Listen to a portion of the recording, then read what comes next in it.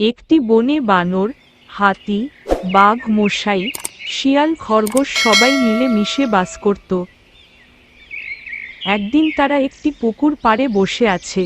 হঠাৎ বানর একটি আম গাছ দেখতে পায়। গাছে পাকা পাকা আম ঝুলে আছে। তাই দেখে বানর লাফাতে লাফাতে গাছে উঠে যায়। সে গাছে উঠে আম খাওয়া শুরু করলো।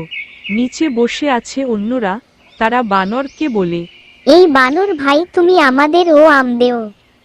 বানর মশাই ডালে বসে জোরে জোরে ডাকলো, এই যে সবাই, আম আমার, তোমরা কেউ খেতে পারবে না? হাতি বলল, আরে, আমরা তো ভাগাভাগি করে খেতে চাই।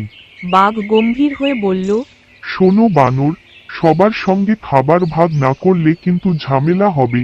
বানর হেসে লাফালাফি করে, আর একে একে সব আম মুখে পুড়ে ফেলতে লাগলো।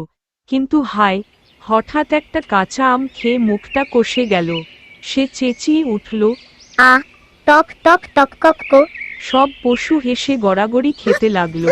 শিয়াল মজা করে বলল, দেখলে তো, একা খেতে চাইলে টক আমও মিষ্টি মনে হয় না। শেষে বানর লজ্জায় বলল, আচ্ছা আচ্ছা, এবার থেকে আম সবার সঙ্গে ভাগ করেই খাবো। সব পশু মিলে মিষ্টি আম খেলো, হাসলো আর মজা করলো। শিক্ষা, একসাথে খেলে সবসময় মজা, একা খেলে টক লাগে।